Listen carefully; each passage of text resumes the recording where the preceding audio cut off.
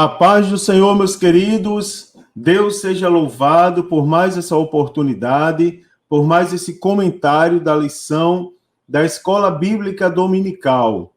Hoje, a lição de número 4, uma lição de um conteúdo muito importante, assim como os demais, e eu tenho certeza que você vai gostar da aula de hoje.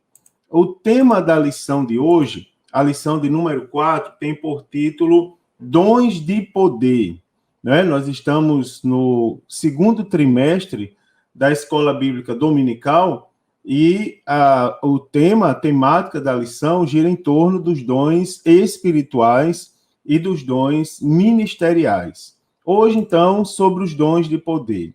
A leitura bíblica dessa lição está na primeira carta do apóstolo Paulo aos Coríntios, capítulo de número 12, versículos 4 e em seguida os versículos 9, 10 e 11.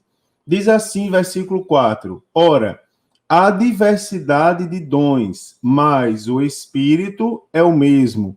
O versículo 9: E a outro, pelo mesmo Espírito, a fé, e a outro, pelo mesmo Espírito, os dons de curar, e a outro, a operação de maravilhas, e a outro, a profecia, e a outro, o dom de discernir os espíritos, e a outro, a variedade de línguas, e a outro, a interpretação das línguas.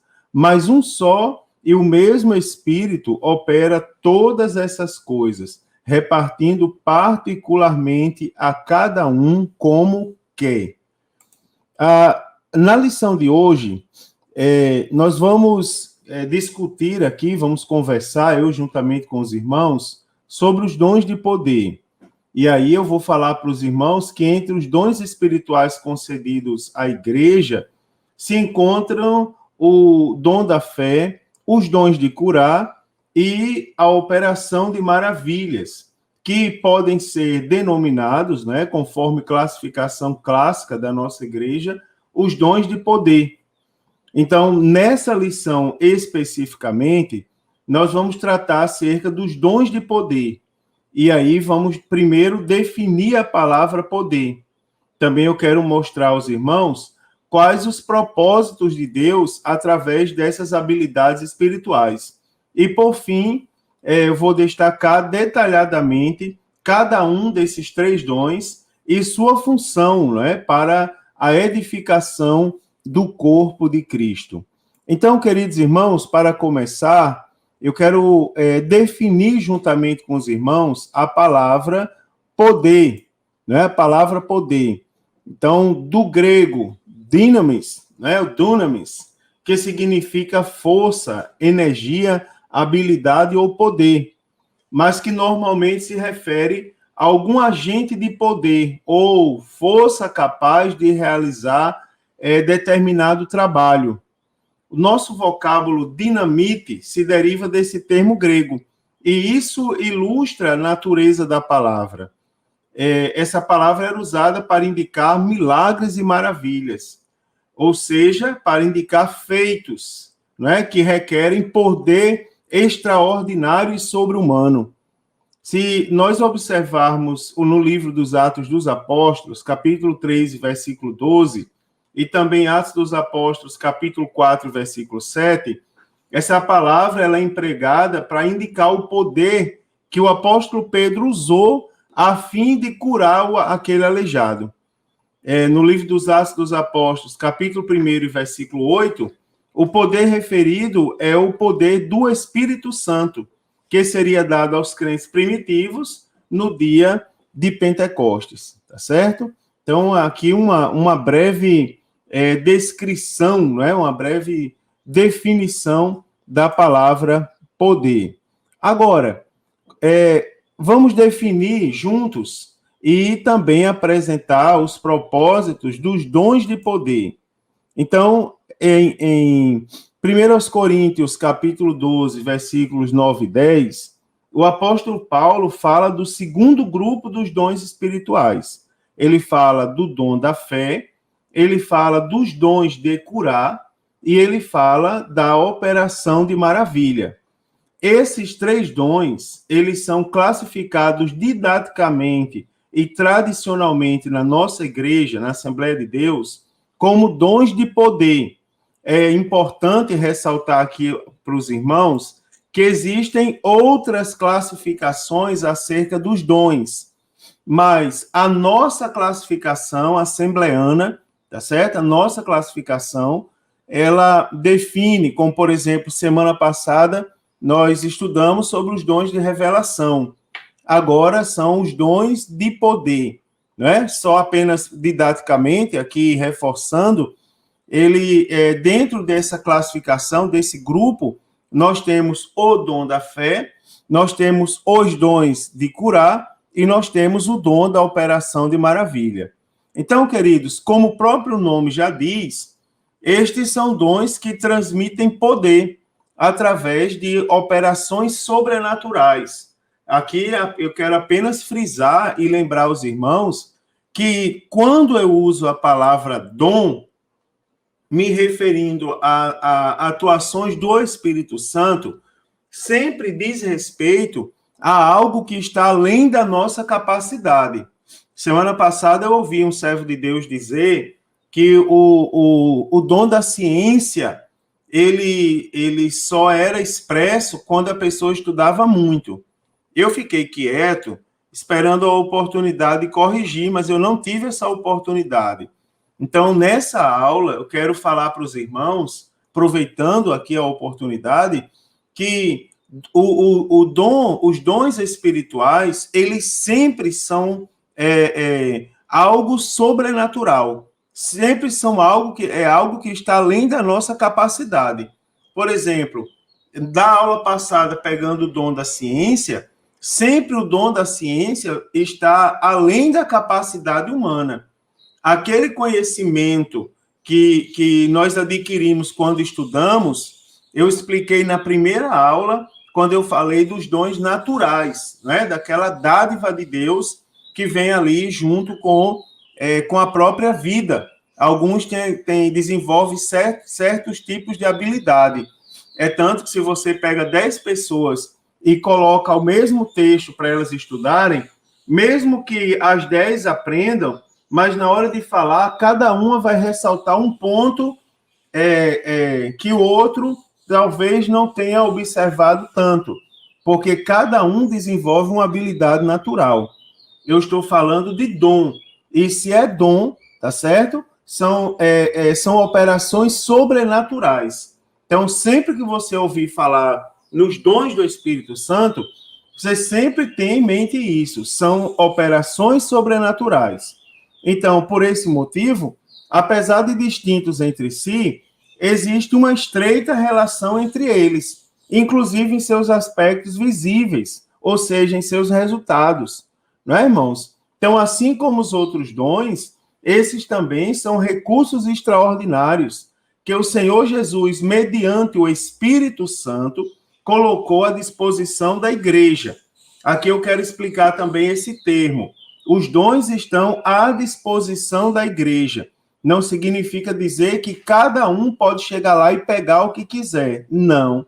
Eu estou falando de dons espirituais. Pelo Espírito é dado. E o texto que nós estamos analisando, de 1 Coríntios 12, ele diz que o Espírito concede a cada um como ele quer. Né? Ou seja, depende da vontade do Espírito Santo.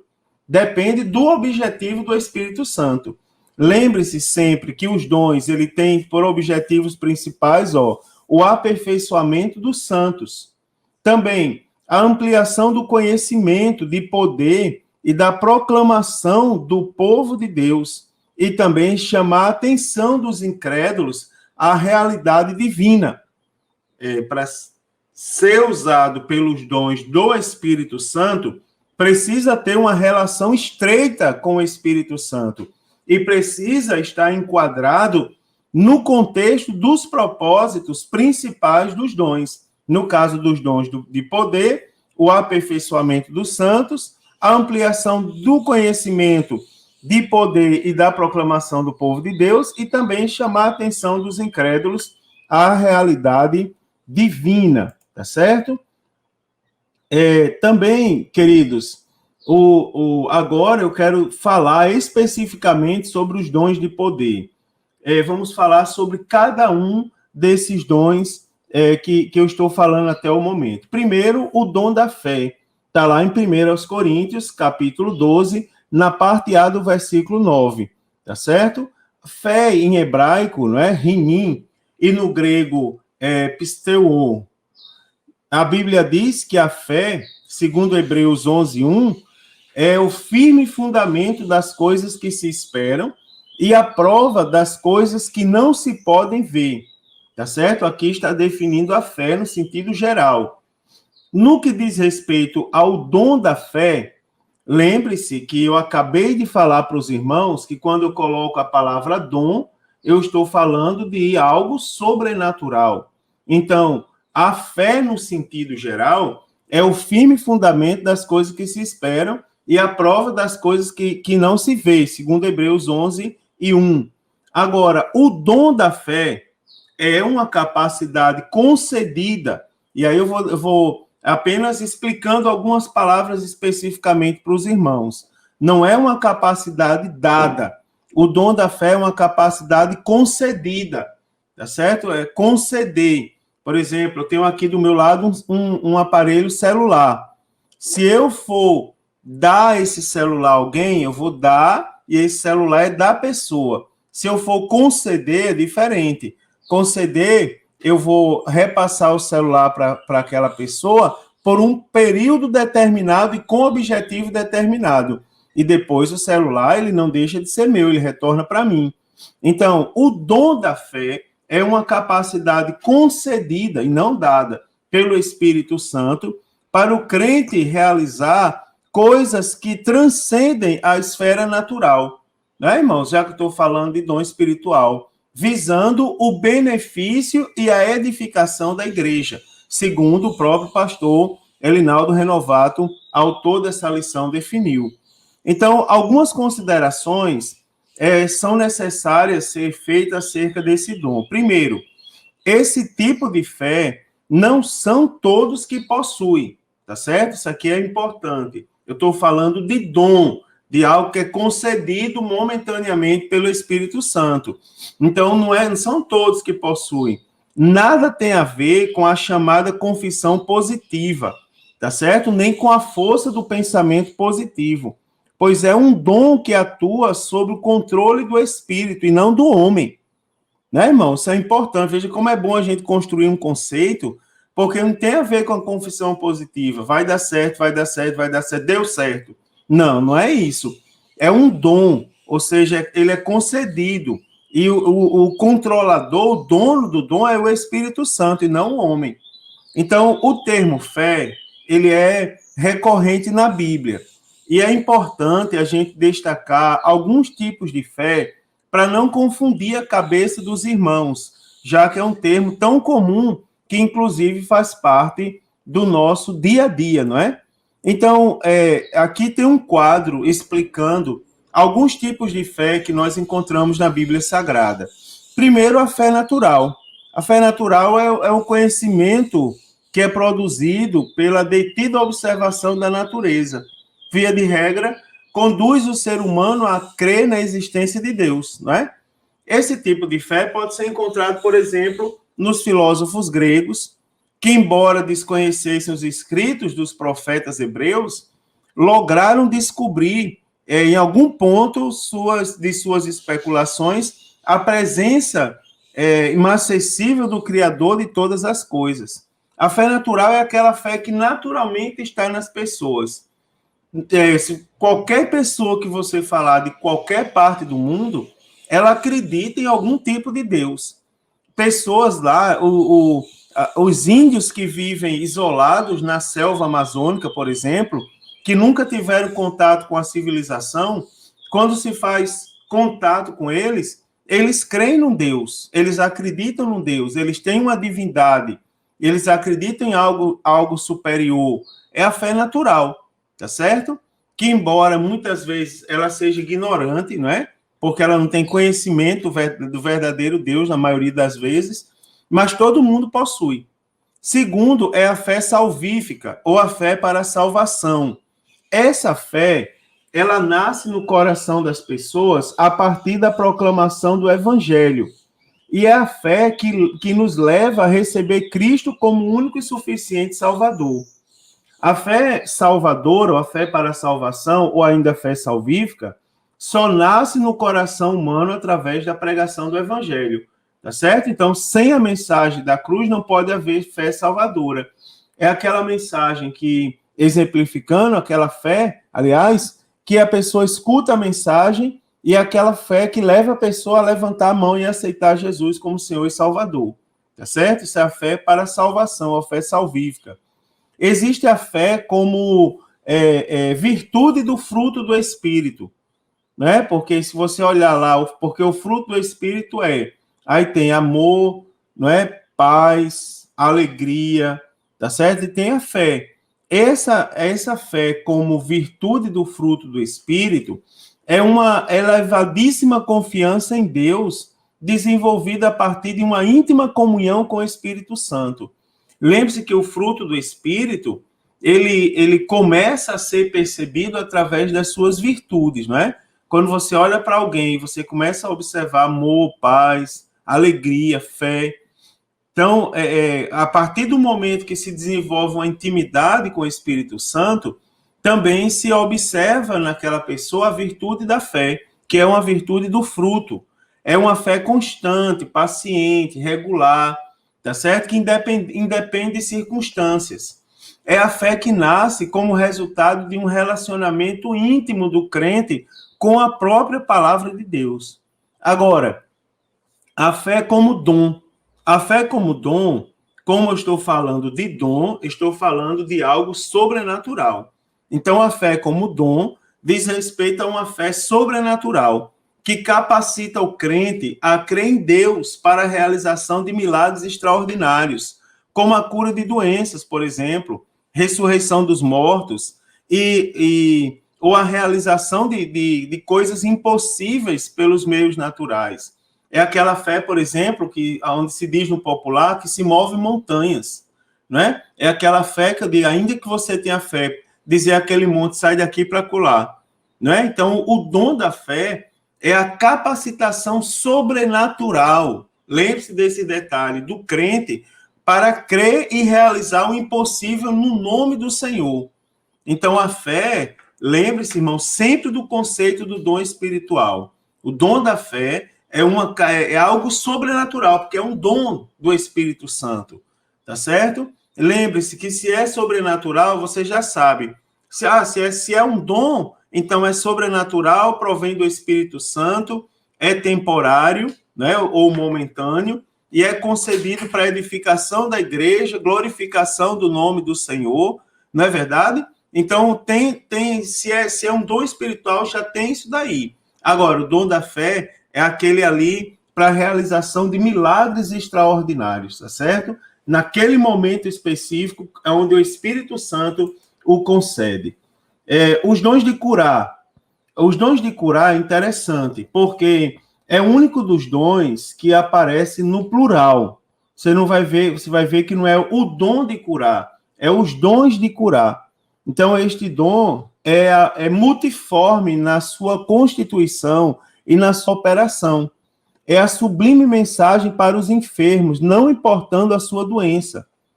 Os dons de curar, segundo o pastor Antônio Gilberto, de saudosíssima memória, são dons de manifestação de poder sobrenatural pelo Espírito Santo para a cura de doenças e enfermidades do corpo, da alma e do espírito, para crentes e para descrentes.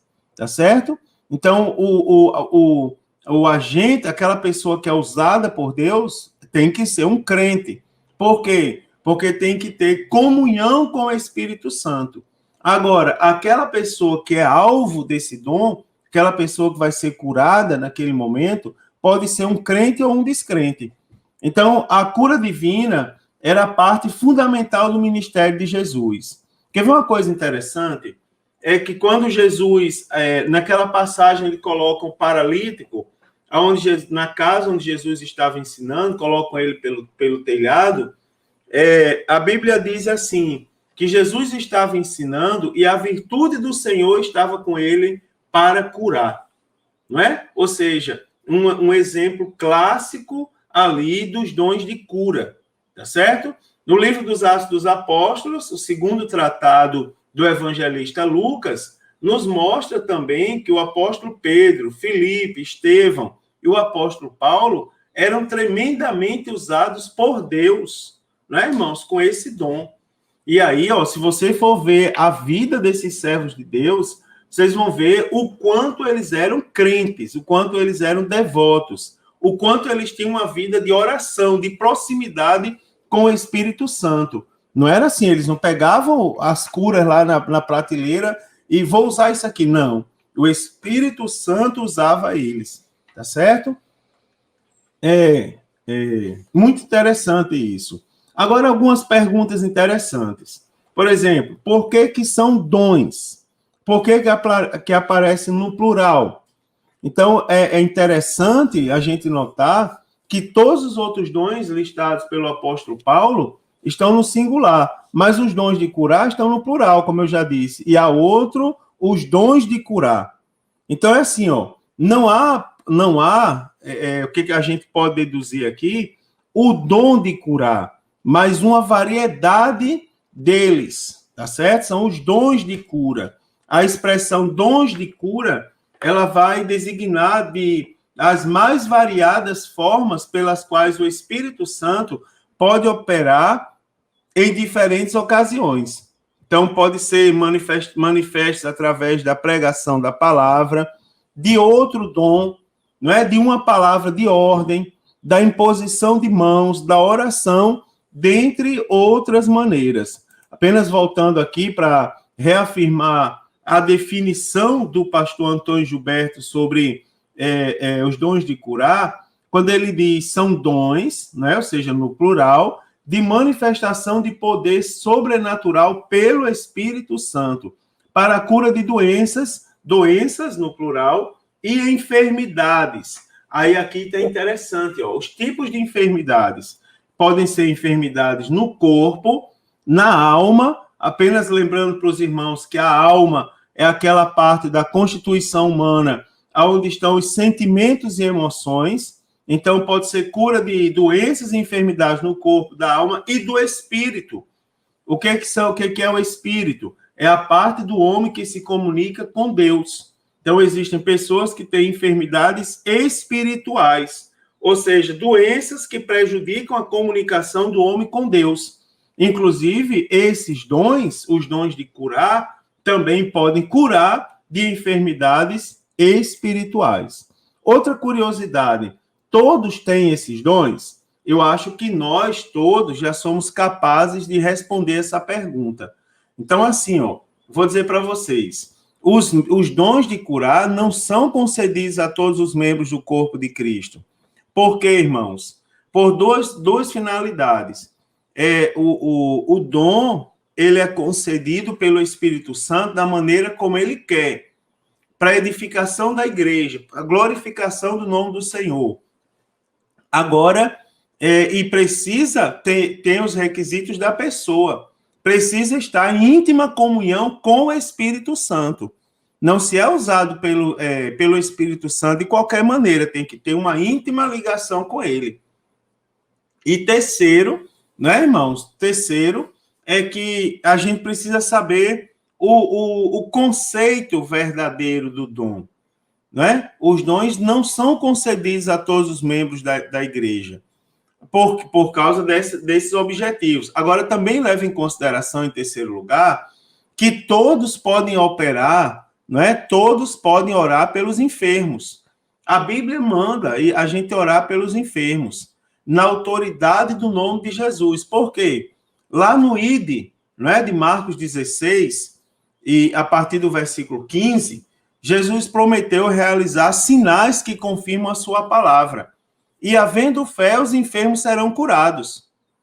Além disso aqui, irmãos, pode haver cura também de enfermidades através da unção com óleo, conforme ensinou o apóstolo Tiago. Há alguém entre vós enfermos? Chame o presbítero da igreja e ore, né? E a oração da fé sarará o doente.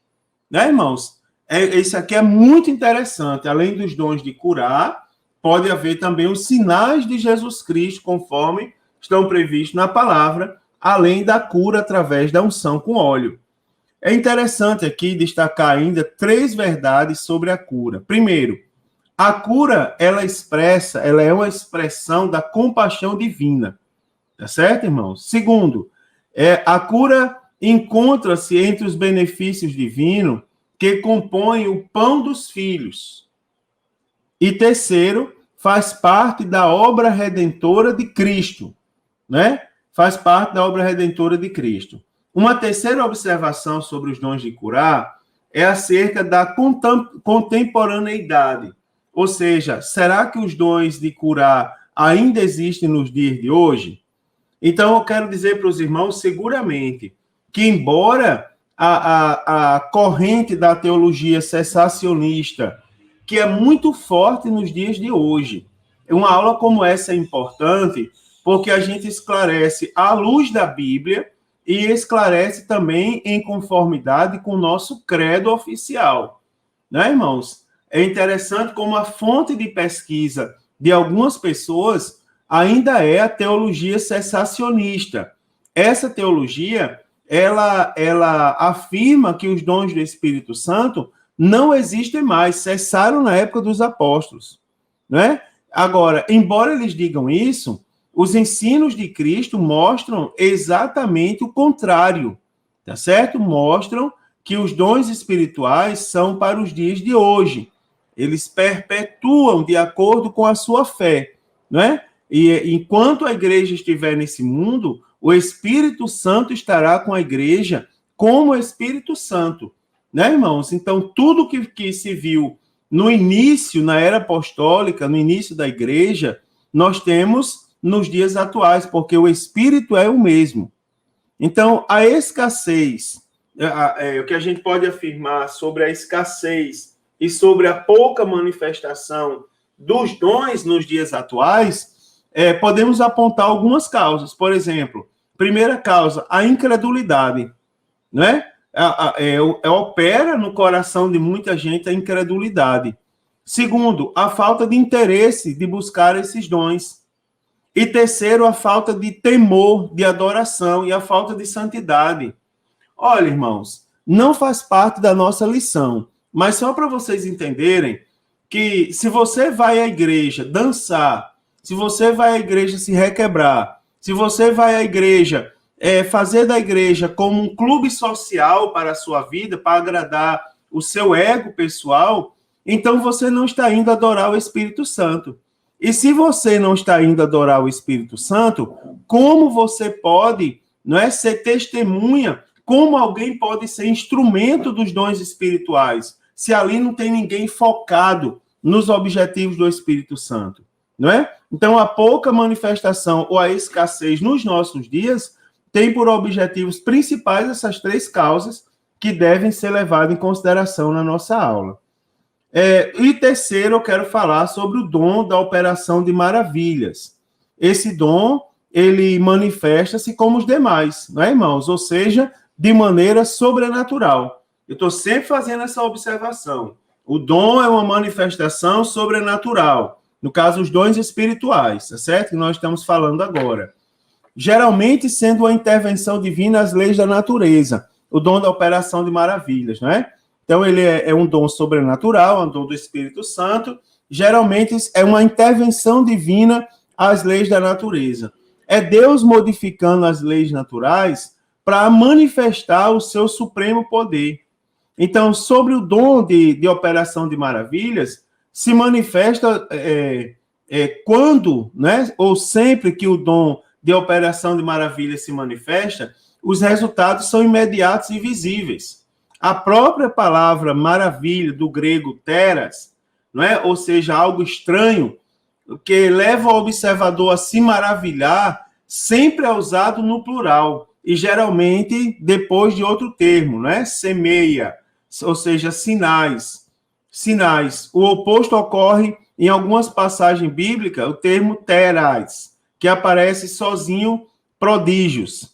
Tá certo? Então, o sinal tem o propósito de apelar para o entendimento. A maravilha apela para a imaginação. O poder dinamis indica que sua fonte ela é sobrenatural. Tá bom? Isso que é muito interessante da gente ver. Primeiro, aí depois, os propósitos dos milagres. Deus não faz milagres, irmãos, apenas por fazer, como uma demonstração de força. Como é um dom espiritual, nós já sabemos que tem objetivos. Objetivos que são comuns a qualquer dom do Espírito Santo. Então, sempre que ele realiza algo sobrenatural e extraordinário, ele tem em mente alguns propósitos. E aí eu posso lembrar alguns para os irmãos. Por exemplo, a glorificação do seu nome. Os milagres narrados nas Escrituras, tanto no Antigo como no Novo Testamento, eles trazem por objetivo a glória de Deus. Em nenhum momento nós encontramos os profetas e apóstolos buscando chamar atenção para si. Não, eles sempre querem glorificar o nome de Deus. Segundo, irmão, o propósito é dar uma resposta à necessidade humana. Então, todos os textos narrando os milagres realizados, eles deixam bem claros que os mesmos ocorrem em resposta à necessidade humana e em resposta ao sofrimento humano. Então, primeiro, glorificar o nome do Senhor. Segundo, dar resposta à necessidade humana. E terceiro, propiciar evidências para que haja fé em Deus. Então, os milagres operados pelos servos de Deus são uma clara demonstração do poder de Deus. Todos eles tiveram como propósito específico despertar a fé no único Deus verdadeiro, que demonstra a sua graça e glória nas mais diferentes situações da vida. Tá certo? E terminando, então, aqui o meu breve comentário, eu digo para os irmãos que sinais, curas e milagres ocuparam parte importante do ministério de Jesus Cristo e dos seus santos apóstolos, com a finalidade de confirmar a mensagem do evangelho que eles pregaram. Então, esse mesmo poder, irmãos, permanece com a igreja nos dias de hoje, a fim de que se desenvolva espiritualmente e possa conduzir muitas vidas à experiência da salvação. Tá certo? Esse é o objetivo genuíno dos dons espirituais, especificamente os dons de poder, que é o nosso assunto dessa lição de hoje, da quarta lição desse segundo trimestre da Escola Bíblica Dominical de 2021. Irmãos amados, que assunto interessantíssimo. Dá margem a muitas dúvidas, dá margem a muitos questionamentos sadios, né? Tirar muitas dúvidas interessantes acerca da nossa fé. Então, estude um pouco mais a lição, tenha por base esse comentário, também leia o conteúdo da revista e se prepare para a aula de domingo, tá certo? E tire dúvidas a mais que possam surgir com os seus professores e que a aula seja uma bênção para sua edificação espiritual e para a edificação espiritual da sua família, tá certo? Deus abençoe, a paz do Senhor, e se Jesus não voltar e nos conceder, eu ficarei muito honrado de comentar a lição de número 5 juntamente com os irmãos. Forte abraço e uma boa aula a todos.